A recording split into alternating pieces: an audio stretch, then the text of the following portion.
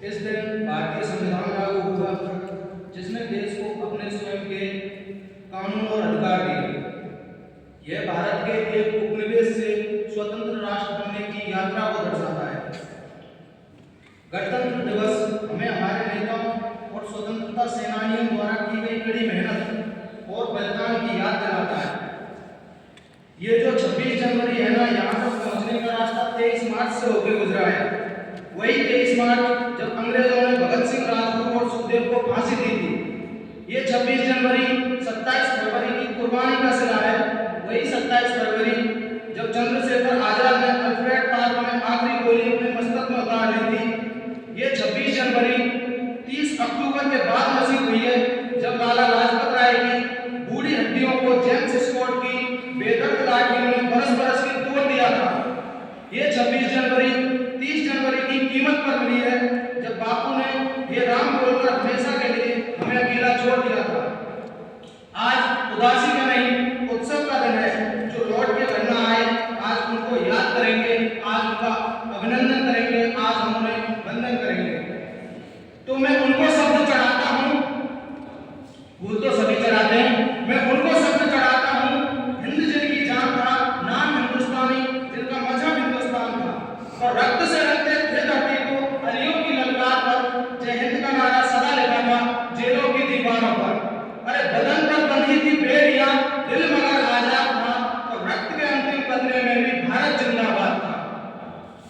परंतु विडंबना देखिए इस देश की कि आज भी एनसीईआरटी की पुस्तकें हमें पढ़ाती हैं कि 14 अगस्त मध्यरात्रि को 2 दस्तावेजों पर हस्ताक्षर हुए और आजादी भारत की झोली में आ गई।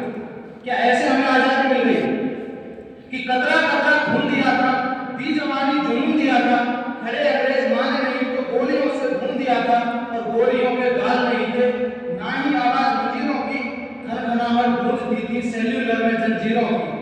राजनीति से मिली नहीं है, ना ही खरीदी पैसों से, सौदा लहू के मोल हुआ था भगत सिंह जैसों से, और माओ ने गोली खाई थी। बेटे लड़के फंदों पर आजादी की डोली उठी है, कुर्बानी की बंद हो। आज अगर हम गणतंत्र दिवस मना रहे हैं और हमारा झंडा फहरा रहे हैं, तो इस तिरंगे को मैं कुछ कहना चाहूंगा कि प्यासे वीरों को लहू का उन्माद पिलाने आया हूँ। ऐ तिरंगे है सलाम तुझे, पर याद दिलाने आया हूँ। तेरे खातिर कितनी कोकें पलक झपकते खाली हो गई, झांसी वाली तलवारें भी आजादी को मतवाली हो गई। तेरे खातिर ज्वार उठा था बंदूकों की नदियों में, उधम सिंह ने उधम मचाया लंदन वाली गलियों में। और आजाद भी क्या दीवाना था जिसने तुझसे प्यार किया। तेरे खातिर तिलक ने बागी हरपार किया, तेरे खातिर लाला ने जल्दीबाजी आगे कर दी, गोली लाठी को टक्कर देने अपनी छाती आगे कर दी। और जलियांवाला बाग जिनका इंकलाब सुनाता है, उनकी 2 सांसों के बल तू आज तलक ले रहा है, उनकी 2 सांसों के बल तू आज तलक ले रहा है। मुझे नहीं पता ये व्यक्ति आप तक पहुंची या नहीं, लेकिन जो हमारे साथ युवा बैठे हैं या फिर युवाओं के मन में शुरुआत में एक उनके मन में होता है कि वो सेवा करें, देश की सेवा करें, और ज्यादातर सैनिक बनना चाहते हैं शुरुआत में। बाद में उनका मन बदल जाता है, वो अलग है कि इतनी कुर्बानियों के बावजूद और हमें पढ़ाया जाता है कि दे दी हमें आजादी का खड़क न डाल। आगे की जो पंक्ति है उसको मैं पूरा समर्थन करता हूँ, क्योंकि यकीन मानिएगा साबरमती के संत ने जो कमाल किया, आप पूरे विश्व का इतिहास निकाल के देख लीजिए, महात्मा गांधी के व्यक्तित्व के बराबर तो दूर निकट भी कोई नहीं मिलेगा। लेकिन कायम करने के लिए जो पंक्तियां लिखी गई हैं कि दे दी हमें आजादी बिना खड़क बिना ढाल, साबरमती के संत ने कर दिया कमाल। ये पंक्तियां जब भी मैं कहीं सुनता हूँ तो मेरे सामने से सुभद्रा कुमारी चौहान यह गुनगुनाते हुए निकल जाती है कि सन 57 में चमक उठी वो तलवार पुरानी थी, फिरंगियों को भगाने की वीर कुंवर सिंह ने ठानी थी, बुंदेलखंड के हर बड़ों की में हमने सुनी कहानी थी, और खूब लड़ी मर्दानी वो तो झांसी वाली रानी। ये जो जाति और धर्म है ये केवल राजनीतिक मुद्दे हैं, क्योंकि आज तक प्रेम करने वाले किसी युगल में और सीने पर गोली खाने वाले किसी भी सैनिक ने ये नहीं पूछा कि उसकी जाति क्या है और धर्म क्या है, कि जिनसे इन्होंने ये ना पूछा गोली का अंजाम क्या है, राम क्या, रहीम क्या, हिंदुत्व क्या, इस्लाम क्या है। सपना केवल एक देखा, मुस्कुराता सा परिवेश देखे, वो देख सके ना इसे मगर आजाद भारत देश देखे। अरे जिस बिस्मिल की गजल ने तिरंगा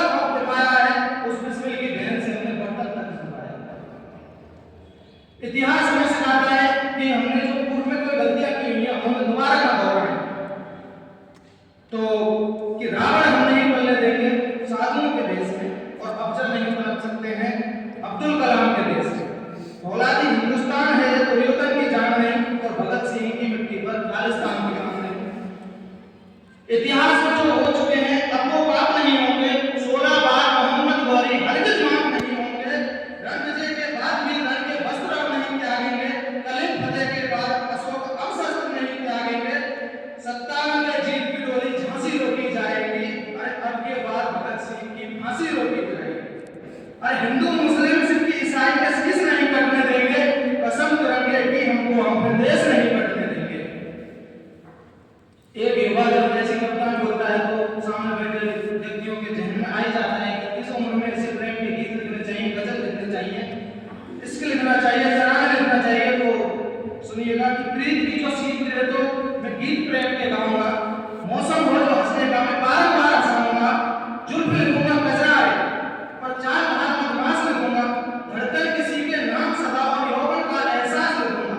पर भारत मां को दर्द हुआ तो चीखूंगा, चिल्लाऊंगा, गली गली में घूम घूम कर मां की पीठ सुनाऊंगा। आजाद भगत सुभाष पटेल को राग गुरु जगाऊंगा। अस्फाकुल्लाह मां की भांति कांबो दोहराऊंगा, और शमशीर बना के कलम को अपनी दुश्मन की छाती पर चढ़कर जय जय हिंदुस्तान लिखूंगा, जय जय हिंदुस्तान लिखूंगा। और अंतिम पंक्तियों के साथ मैं अपने वाणी को विराम दूंगा कि हमारे ईश्वर अल्लाह वाहिगुरु और गौर सबको है, लेकिन हमारे देश में हमारी नजर में देश पर मर मिटने वाले सबसे बड़े होंगे।